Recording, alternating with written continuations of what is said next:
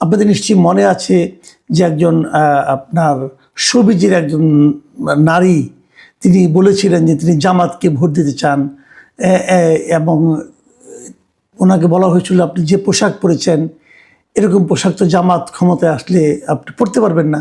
সে বলেছিল পরবো না, তবুও দেশটা ঠিক হোক। নিশ্চয়ই আপনাদের মনে আছে।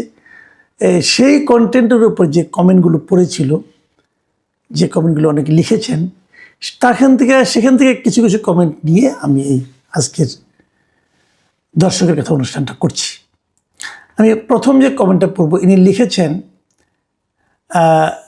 মজনু। তিনি লিখেছেন, কামাল ভাই একটা কথা বলি, বিএনপির চেয়ে জামায়াত মেয়েদের ভোট বেশি পাবে আর অনেক পার্থক্য গড়ে দেবে। এটা কিন্তু অনেকদিন ধরে আলোচনা হচ্ছে যে মেয়েদের মধ্যে নাকি জামায়াতের মধ্যে বেশ ভালো কাজ করেছে এবং সে কাজেরই ফল সম্ভবত এই মজনু সাহেব বলছেন আর কি। শাহনেওয়াজ সুমন লিখেছেন, দেশের মা বেহেন সবাই জামাতকে চায়, তারা 4 সতীনের ঘর করতে চায়। মানে একটু বিদ্রুপ আছে আর কি। মঈন ইসলাম লিখেছেন, জামাত কিয়ামত পর্যন্ত চেষ্টা করলেও বাংলাদেশের মাটিতে সরকার গঠন করতে পারবে না। বাস্তবে তাদের ভোট নেই, এটাই সত্য। তারা অনলাইনে শক্তিশালী। দেখুন, আমি পরপর 3টা পড়লাম, কিন্তু 3টাতে 3 ধরনের দৃষ্টিভঙ্গি কিন্তু আসলো। রাজীব শর্মা লিখেছেন, মেয়েটা আবেগ দিয়ে কথা বলেছে, আগে পিছ চিন্তা না করে। সে হয়তো দেশের বর্তমান পরিস্থিতি দেখে এমন কথা বলেছে, এটা আপনাকে বুঝতে হবে। সে হয়তো শিবিরের টোটকা খেয়েছে, উপঢৌকন পেয়েছে, কারণ শিবিরের কাজ হচ্ছে মানুষের দুর্বলতার সুযোগ নিয়ে থাকে, তো সুযোগ নিয়ে তাকে দলে আনা। নারী জাতি হচ্ছে আবেগী। ইসলামী শাসন কোনো দেশের জন্য সুখকর নয়। ইরানের কথা চিন্তা করুন, আফগানিস্তানের কথা চিন্তা করুন, যেখানে ভূমিকম্প হয়েছিল কিন্তু সেখান থেকে নারীদের কেউ উদ্ধার করেনি। সবাইকে ভবিষ্যৎ নিয়ে ভাবতে হবে, বর্তমান চিন্তা করলে চলবে না। মধ্যপ্রাচ্যের শাসনকে ইসলামী শাসন বলে না, এটা হচ্ছে রাজার শাসন। যাক, রাজীব শর্মা সাহেব একই সঙ্গে অনেক কিছু বললেন। এবারে মন্তব্যটা লিখেছেন অ্যাঞ্জেল ড্রয়িং ক্রাফট মি, ছদ্মনাম, হয়তো ওনার সংগঠনের নাম, প্রতিষ্ঠানের নাম। তিনি লিখেছেন, এইসব মহিলারাই সবার আগে কান্না শুরু করবে জামাত আসলে। আবেগে বাঙালি নিজে নিজের পাছায় বাস দেয়, যখন ফাঁদে পড়ে তখন কুল কিনারা পায় না। শাহাদাত লিখেছেন, ভাই এটা তো কোনো নাটকের অংশও হতে পারে। হ্যাঁ, হতে পারে। দেখেন, একটা ঘটনার কত রকম ব্যাখ্যা কিন্তু আমরা পাচ্ছি, তাই না? উত্তম মণ্ডল লিখেছেন, স্যার উনি হয়তো বুঝতেই পারছে না যে এই 18 মাস দেশ জামাতই চালাচ্ছে, আর দেশের এই অবস্থার জন্য একমাত্র জামাতই দায়ী। নাজনীন আক্তার লিখেছেন, আমি তো জামাতকে ভোট দিব। আমি হিজাব পরি না, রবীন্দ্রসঙ্গীত পছন্দ, কিন্তু অনলি জামাত দেশকে আগিয়ে নেবে। কে জামান লিখেছেন, এইসব মেয়েরা হচ্ছে যৌনকর্মী, এরা হচ্ছে রাতের খাবার, এদের মতো ফালতু মেয়েদের কথা কে শুনে। দেখেন, আমি এখন একটু কথা বলি এই মন্তব্যগুলি নিয়ে। এক একজন এক এক ধরনের কথা বলছেন, এবং এই জামান সাহেব যে মন্তব্যটা করেছেন এটা আমার কাছে সবচেয়ে আপনার আপত্তিকর মন্তব্য মনে হয়েছে। দেখেন, আপনি যখন বললেন রাতের খাবার, এটা একদম সুইপিং কমেন্ট হয়ে গেল না? আপনি কি জানেন ওনার সম্পর্কে? আপনি তো জানেন না, নাও তো হতে পারে। আবার উল্টো দিকে ধরি, যদি বলেন রাতের খাবার, খাবারটা খায় কে? পুরুষরা কোনো না কোনো পুরুষই তো খায়, আপনার আমার মতো কেউ না কোনো পুরুষই তো খায়। তাহলে এটা কি খাবারের দোষ নাকি যে খায় তার দোষ? যে এভাবে কমেন্ট করা ঠিক না। তারও চেয়ে বড় কথা, ধরে নিলাম আপনার কথাই ঠিক, কিন্তু তাও তো ওনার ভোট আর আপনার ভোট একই ভোট। আপনি জ্ঞানী লোক, আপনি বুঝতে পারছেন আপনার ভোটকে কিন্তু একটাই গ্রহণ করা হবে, এবং নির্বাচনটা কিন্তু ভোটের উপর হয়। ওনার কথা শুনে হয়তো আপনি ভোট দিবেন না, কিন্তু উনি তো ভোটটা দিবেন। আপনি হয়তো অনেক জ্ঞান চিন্তা ভাবনা করে ভোট দিলেন, আর উনি না বুঝিয়ে একটা ভোট দিলেন, সমান সমান হয়ে গেল। কাজে এই ধরনের কমেন্ট না করা ভালো। আবার দেখুন, আরেকজন আমরা দেখলাম নাজনীন আক্তার, উনি কিন্তু বললেন যে উনি জামাত করেন না, তবুও জামাতকে ভোট দিবেন। এটাও আবার ঠিক।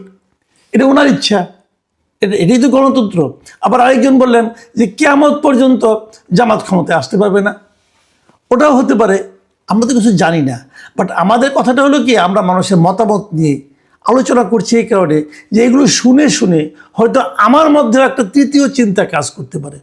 যাই হোক, আমি পরের মন্তব্যটা পড়ি। নূর আলম লিখেছেন, ভাই আমি বিএনপি, আওয়ামী লীগ, জামায়াত ইসলামী লোকদের সঙ্গে লেনদেন করে দেখেছি। জামায়াতের লোক কথা অনুযায়ী কাজ করে, আর বিএনপি এবং আওয়ামী লীগের যে লোকের সাথে লেনদেন করতেছি ওই দুইজন আমাকে হাজারবার কথা দিয়েছে, কথা রক্ষা করে না, বরং হয়রানি করে, মোবাইল ফোন পর্যন্ত রিসিভ করতে চায় না। মনের কষ্টটা হালকা করার জন্য লেখলাম। আমিও নিয়ত করছি ভোট ইনশাল্লাহ ইনসাফের পক্ষে দেব। আপনাদের যদি কারো কাছে তথ্য থাকে তৃণমূল পর্যায়ের জামাতের নেতার লেনদেন খারাপ আছে, আমাকে কমেন্টের মাধ্যমে জানাবেন। জামাতের লোকদের প্রতি আমার একটু পজিটিভ ধারণা হয়েছে, আমার চিন্তা ভাবনায় আমি সঠিক আছি কিনা তা মিলাবো। দেখেন, এই যে নূর আলম কথাটা যে বলছেন, এই কথাটাই কিন্তু আমি গুরুত্ব দিচ্ছি। দেখেন, এইটাই যে একমাত্র দৃশ্য তাও কিন্তু না, উল্টোও হতে পারে। আওয়ামী লীগ বিএনপি লোকের মধ্যেও অনেক আছে যারা ঘুরায় না, কিন্তু ওনার যে অভিজ্ঞতা, সেই অভিজ্ঞতাটাকে আপনি বাতিল করে দেবেন কিভাবে? তা তো পারবেন না। বিভিন্ন মানুষের বিভিন্ন অভিজ্ঞতা থাকবে, সবগুলি আমাদের চিন্তা করতে হবে। ড্রাগন লিখেছেন, মাসুদ ভাই আপনিও কি জামাত থেকে টাকা নিয়েছেন তাদের পক্ষে দালালি করার জন্য? আচ্ছা, আমি এর পরেরটা পড়ি, তারপরে আলাপ করি। মোহাম্মদ রফিক লিখেছেন, আসলেই আপনি নিরপেক্ষ সাংবাদিক। যাই হোক, একটু কনফিউজ হয়ে যাচ্ছি। আবার রাজীব লিখেছেন, মাসুদ হইল আওয়ামী লীগের দালাল, ভারতীয় বীজ। ভাই আমি কোন দিকে যাব? একজন বলতেছে আমি আওয়ামী লীগের দালাল, ভারতীয় বীজ। অর্থটা তো খারাপ, তাই না? একটু অশ্লীল গালি কিন্তু আমাকে দিয়েছেন। আচ্ছা দেন, গালি দিলে আমার গায়ে লাগে না, আপনি যেমন উচ্চারণ করেছেন আপনারই লাগে। আবার আরেকজন বলেছেন নিরপেক্ষ, আবার আরেকজন বলেছেন জামাতের কাছ থেকে টাকা খেয়েছি। একটা প্রোগ্রাম থেকেই কিন্তু, একটা কন্টেন্ট থেকেই। তো আমি কি 3 ধরনের মন্তব্য করেছি? যাই হোক, সবগুলি মিলিয়ে মনে হচ্ছে তাহলে আমি বোধহয় ঠিক জায়গায় আছি। আমিনুল ইসলাম লিখেছেন, ইদানিং মাসুদ কামাল ভালোকে ভালো আর মন্দকে মন্দ বলতে পারাটা পজিটিভ বলে মনে হয়। বাহ, এটাও ভালো। আসাদ আল হাসান তিনি লিখেছেন, এগুলো সব টাকার খেলা। জামাতকে এইরকম বিষয়ে পজিটিভভাবে উপস্থাপন করার জন্য এরকম মডেল বা ইনফ্লুয়েন্সার ব্যবহার করতেছে।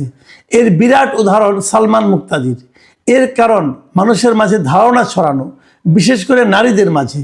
বাংলাদেশের মানুষ খুব আবেগী, সরল বিশ্বাসী, আর যদি নারীদের দিয়ে এসব কাজ চালানো হয় তাহলে আরও সহজেই মানুষ বিশ্বাস করে। হ্যাঁ, এটাও হতে পারে।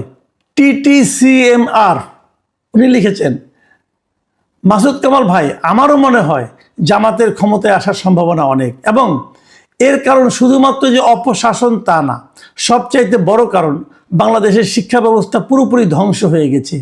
এটা শুরু হয়েছে শেখ মুজিবের আমল থেকে এবং চলমান আছে এখন পর্যন্ত, যেটার ফলাফল বাংলাদেশের মানুষ দূরদৃষ্টি নেই এবং গভীর চিন্তা করতে অক্ষম।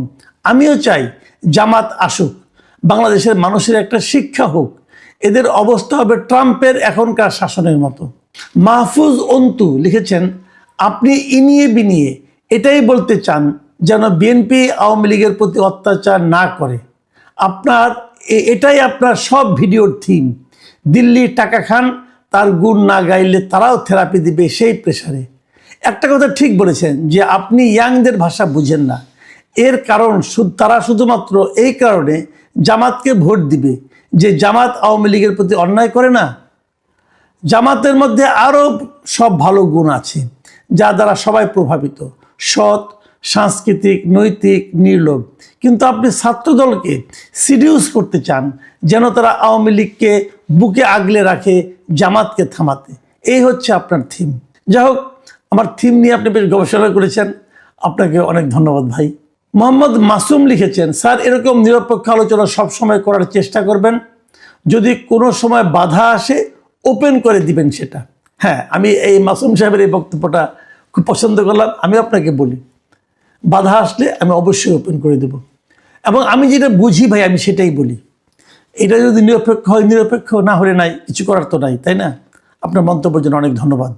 মোহাম্মদ খলিলুর রহমান লিখেছেন, বিএনপির চাঁদাবাজি, মব, দখল, হত্যা, ধর্ষণ, লুটপাট, অগ্নিসংযোগ, খাম্বা তারেক, হাওয়া ভবন, 21 আগস্ট গ্রেনেড হামলা, দুর্নীতিতে পরপর 5 বার চ্যাম্পিয়ন, এসবই বিএনপির বিকল্প জামাত।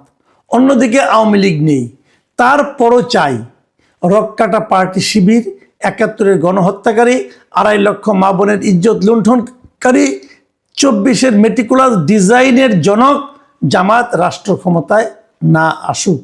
মোহাম্মদ আমির লিখেছেন, ভাই আপনি একটা ভিডিও বানান দ্বৈত নাগরিক নিয়ে, অনেকের নমিনেশন অবৈধ হয়েছে, তো তারেক রহমানের হলো না কেন?